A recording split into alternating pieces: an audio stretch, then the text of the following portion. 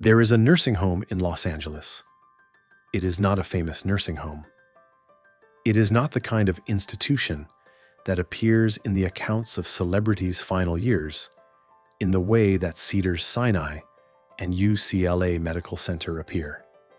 The institutions that the entertainment industry's proximity has made familiar as the places where the famous go when the going requires a hospital. It is a quiet institution, organized around the specific care of people who need a level of daily support that the private home can no longer provide.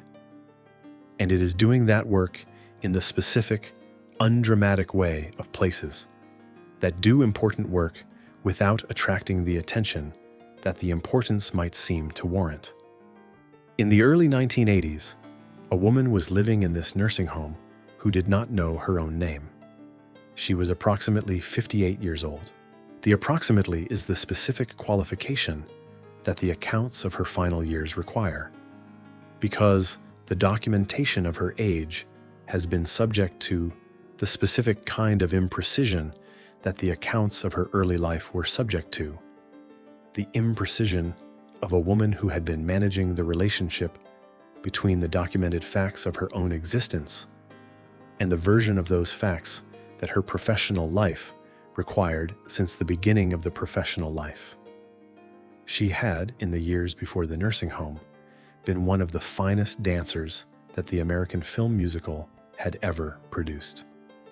This is not the hagiographic statement that the accounts of performers who are gone tend to produce automatically and without critical foundation.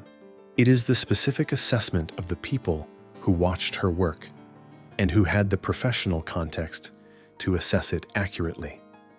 The choreographers and the directors and the performers who worked alongside her and who understood what they were watching in a way that the general audience, which received the product of the watching without the context, could not always fully understand. She had danced with Gene Kelly in On the Town and in Words and Music.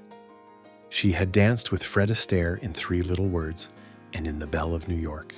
The specific measure of a dancer in the American film musical of the 1940s and 1950s is the company you keep, and the company she kept was the company of the two men who defined the art form at its highest level in the specific decade in which it was at its highest level.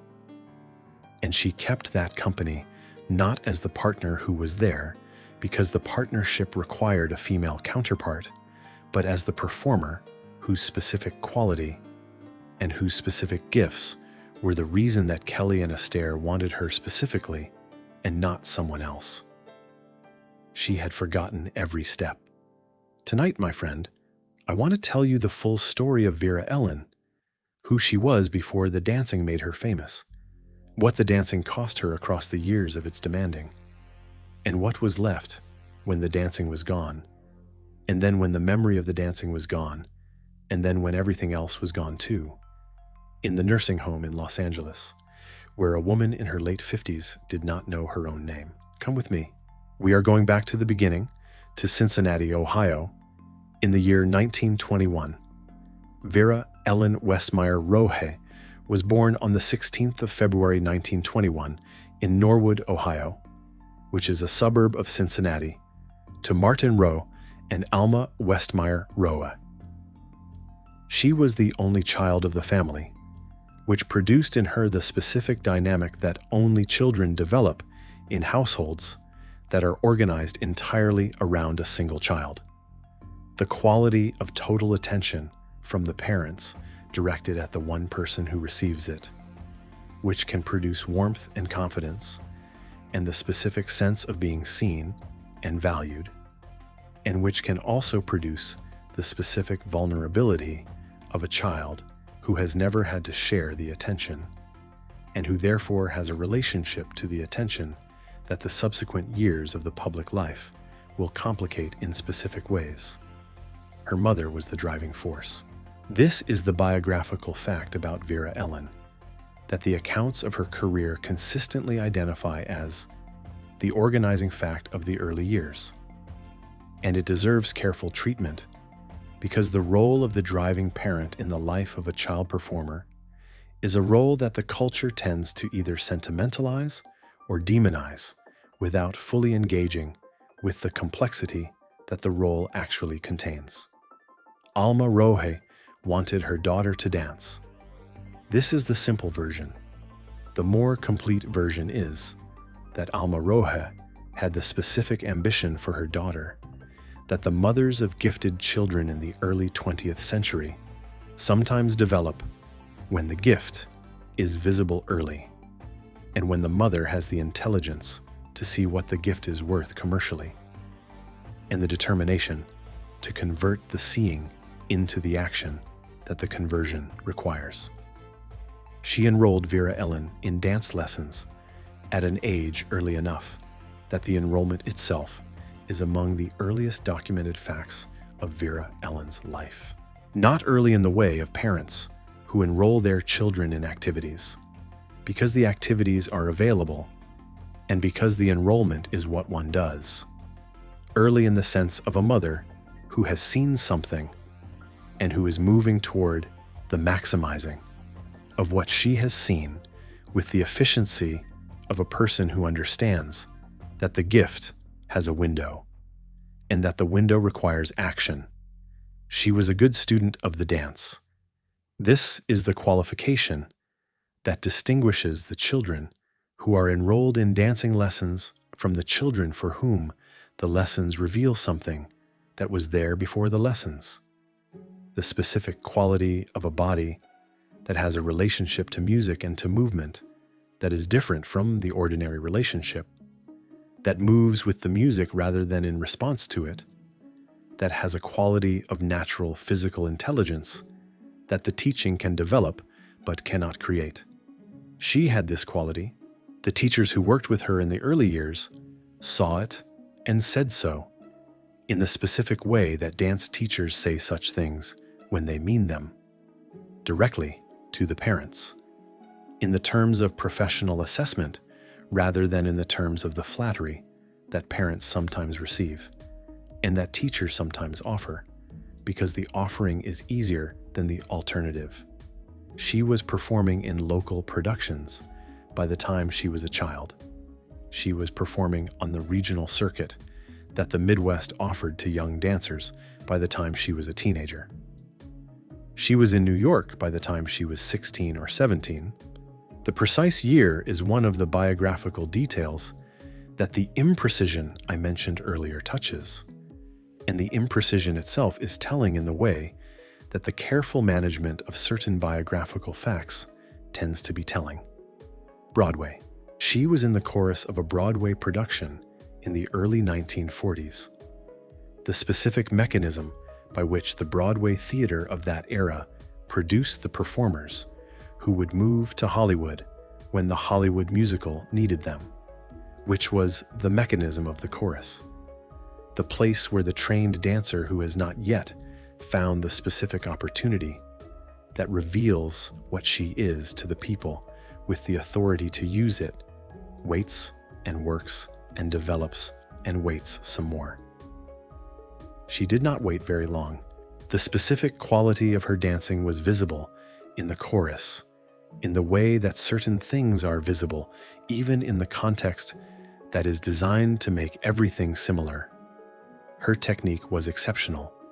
Her stage presence was not the general stage presence of the chorus, but the specific, individual presence of a person who is in the same space as the chorus while also being unmistakably distinct from it. And the distinctness was the thing that the people watching noticed, and that the notices they wrote reflected.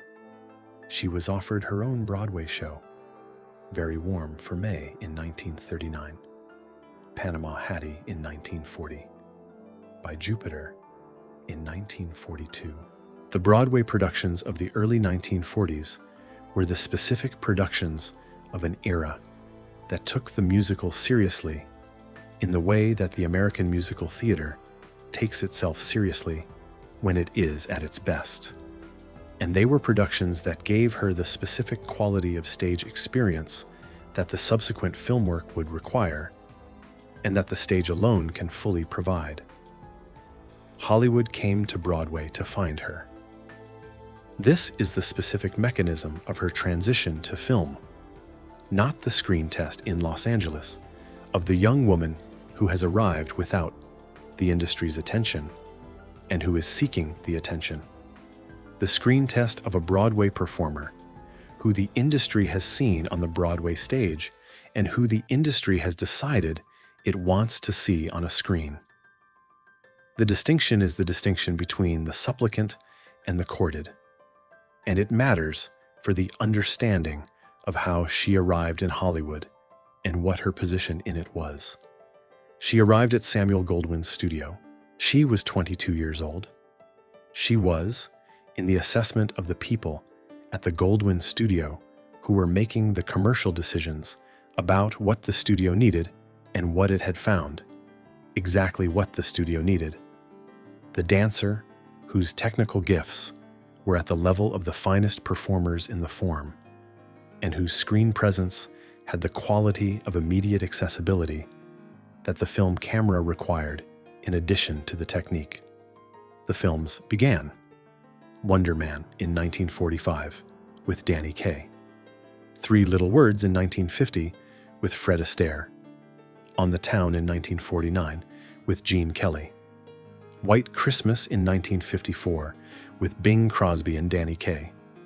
The Belle of New York in 1952 with Fred Astaire. The dancers she worked with. Let me stay with this for a moment, because the dancers she worked with are the measure of what she was, and because the measure requires the honest assessment of what the measure means. Gene Kelly, Fred Astaire. These are not simply famous names in the history of the American film musical. They are the specific names of the two men who defined the form at its highest level, and who were, in the specific decades in which she worked with them, in the fullest expression of the gifts that defined the form. Kelly was the athlete of the American film musical, the dancer whose physical intelligence and whose specific quality of masculine grace made the dancing look like the natural extension of who he was, rather than the cultivated skill that it was. Astaire was the elegance, the dancer whose technical perfection was so complete that the technique became invisible, and what remained was the impression of a man for whom the most demanding thing imaginable in the vocabulary of human physical expression was simply the natural way he moved. She partnered both of them, not as the woman who is there, because the partnership requires a woman, as the partner whose specific gifts were sufficient to the specific demands that the partnership with each of them required, which were different demands. Kelly demanded a quality of athletic engagement and physical energy, and the specific kind of presence that could hold its own against the force of his screen presence. Astaire demanded a quality of technical precision and the specific kind of elegance that could complement rather than compete with the elegance he brought. She gave each of them what they required. This is, in the specific vocabulary of the American film musical, the statement that most completely describes what she was. Now let me tell you what the dancing cost. The cost began early. The specific discipline of the serious dancer is a discipline that begins in childhood and that produces, in the body of the child who submits to it, specific results that are both the products of the discipline and the signs of its demands. The body of the dancer in training is a body that is being shaped by the training in ways that the dancer and the parents and the teachers understand as the necessary conditions of the excellence that the training is producing, and that the subsequent decades' understanding of the body and its limits has led us to understand as something more complicated than simply necessary conditions. She was thin. This is the fact about Vera-Ellen's physical appearance that the photographs and the films document with the consistency that only facts consistently present are documented with.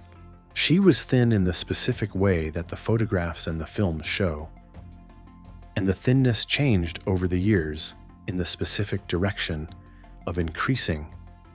She was thin in the 1940s, in the way of a young dancer whose body has been shaped by the training. And she was thinner in the early 1950s, in the way of a woman whose relationship to her own body's weight and appearance was not simply the relationship of the athletic discipline, but something else, something that the understanding of the subsequent decades has provided the language for: anorexia nervosa.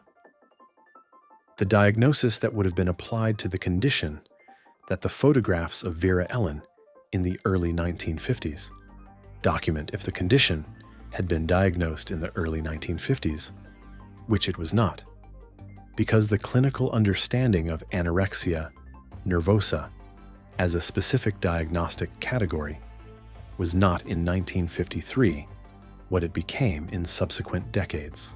What existed in 1953 was the observation, visible to the people around her, visible in the photographs, visible in the specific way that the body of a woman who is not providing it with adequate nutrition is visible to anyone who looks, that she was extremely thin.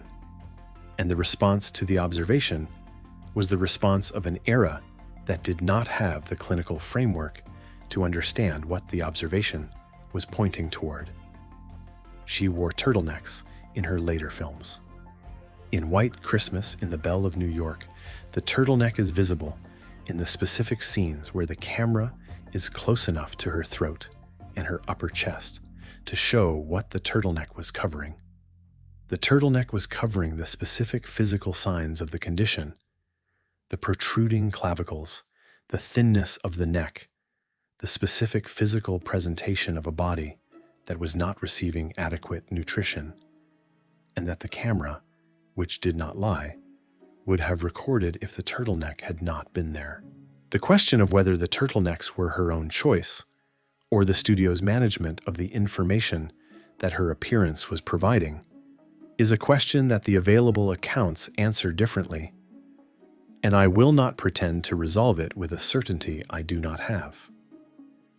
What is clear is that the turtlenecks were there, and that they were covering something, and that the covering was a form of the management of the public version of her physical condition in a way that allowed the public version to be different from the private version. She married. Victor Rothschild, a member of the distinguished Rothschild family, was her first husband. They married in 1945 and divorced in 1946, which is the marriage of less than a year that the biographical accounts of her tend to mention quickly and move past, and which I will treat with somewhat more attention because the brevity of the marriage is itself telling, in a way that the brevity tends to obscure. They had a daughter. Vera-Ellen Rothschild was born in 1944 and lived for approximately 3 days. The loss of a child within days of birth is the specific form of grief that the early accounts of her life mention briefly, and that the subsequent understanding of her psychology, of the relationship between the grief and the thinness and the specific quality of a person who is managing something that the professional life is not equipped to address, places in its proper position, which is the position of a loss that is not incidental to the story, but central to it. The loss of the child, the end of the marriage, the return to work, the white Christmas years and the turtlenecks and the thinness that the turtlenecks were managing. She married again. Robert Hightower was her second husband. They married in 1954.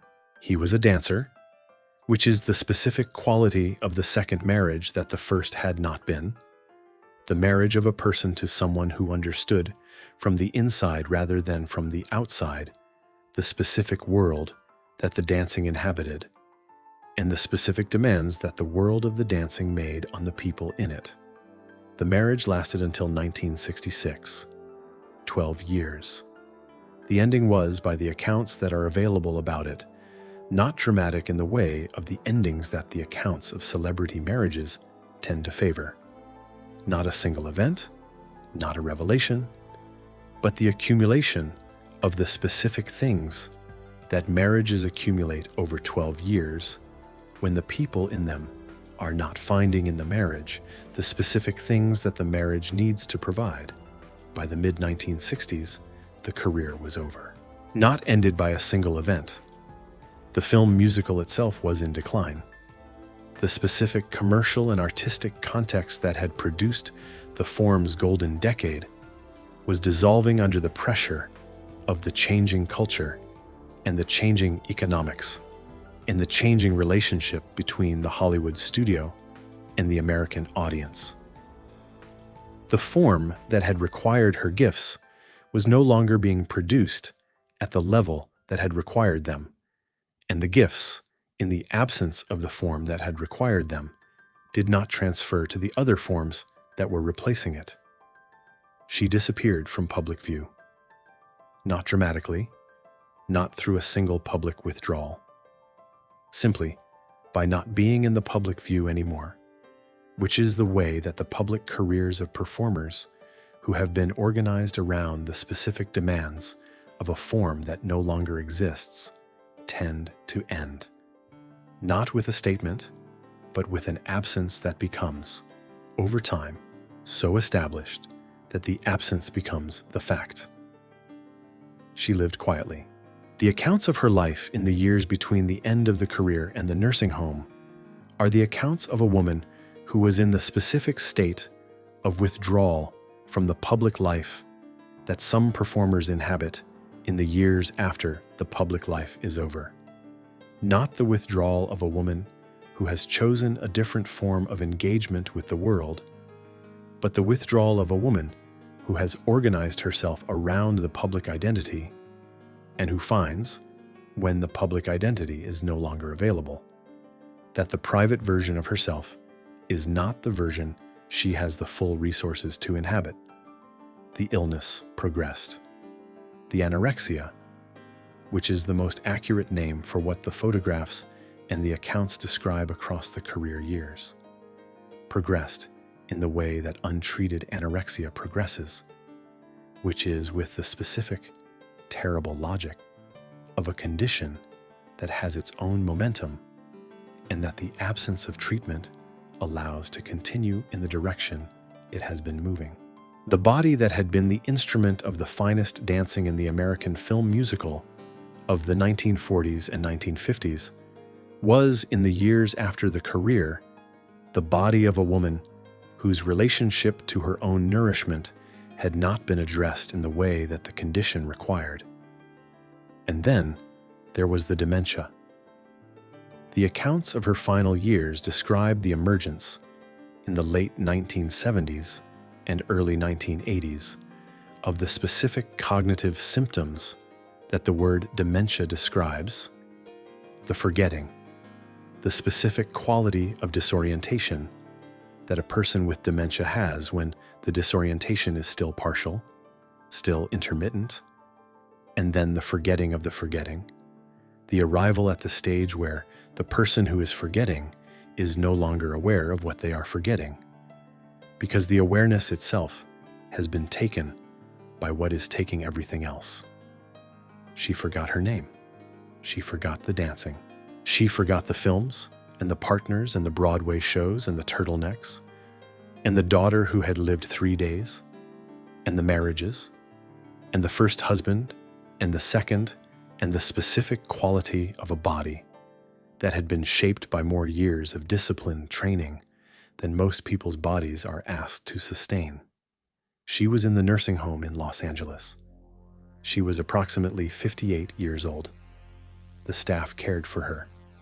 The industry that had employed her as one of its finest instruments had not organized itself around the specific knowledge of what had happened to her, because the industry is organized around the people who are currently useful to it rather than around the people who were previously useful to it. and she was not currently useful to it. She died on August the 30th, 1981. She was 60 years old, approximately. The approximately is still there, because the imprecision of the birth records is still there. She died at Motion Picture and Television Country House and Hospital, which is the institution that the entertainment industry maintains for the care of the people from the entertainment industry who need it, and which was where she died. The obituaries that ran in the trade publications were brief. They listed the films: On the Town, White Christmas, 3 little words, The Belle of New York. They noted the partnerships with Kelly and Astaire. They described her as one of the finest dancers in the Hollywood musical. They did not describe the nursing home. They did not describe the condition that had been visible in the turtlenecks of the white Christmas years. They did not describe the daughter who had lived 3 days.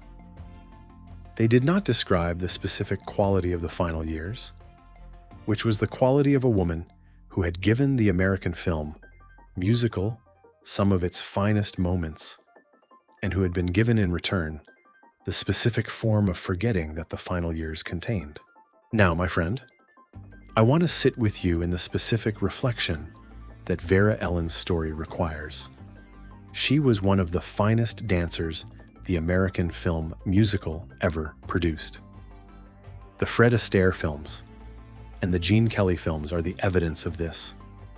And the evidence is the evidence of the camera, which does not lie about what it records.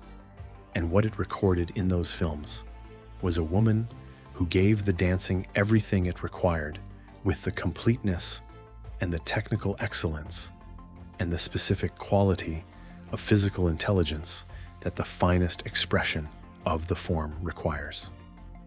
She was also a woman who was carrying something that the dancing was not addressing, and that the industry was not equipped to address, and that the era did not have the clinical framework to name. The daughter who lived 3 days, the condition that the turtlenecks were managing, the specific relationship to her own body that the photographs document across the years of the career, and that the clinical understanding of subsequent decades has provided the language for. The something she was carrying was not separate from the dancing. It was organized around the dancing in the way that the things we carry are often organized around the specific activity that is the center of our professional identity. The dancing was both the expression of who she was and the context in which the something she was carrying expressed itself, in the way that the body that was the instrument of the dancing was also the body that was subject to the condition that the turtlenecks were managing. She danced for the better part of 30 years, not 50. The title says 50 because the dancing began in the specific year of Alma's enrollment of her daughter in the dance lessons, and because the dancing in some form continued longer than the film career, in the way that the relationship of a dancer to the dancing continues after the professional career is over.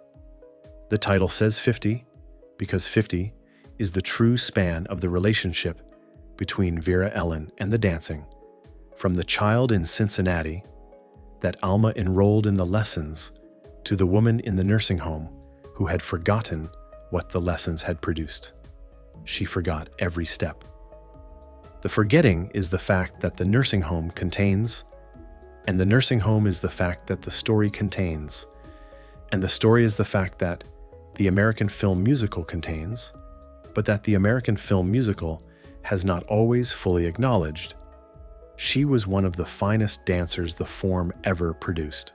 She was also a woman who needed more than the form gave her, and who did not receive what she needed, and who died at 60 in a nursing home, having forgotten her own name. Both of those things are true. Both of those things are her story. Sleep well, my friend. And the next time you see her dance in On the Town, in White Christmas, in any of the films where what the camera found was the specific quality of a body that had been trained to the highest level of the form, and that gave the camera everything the form required. See both things. See the dancing, and see what the dancing cost. She gave it everything she had. It cost her more than the giving should have cost.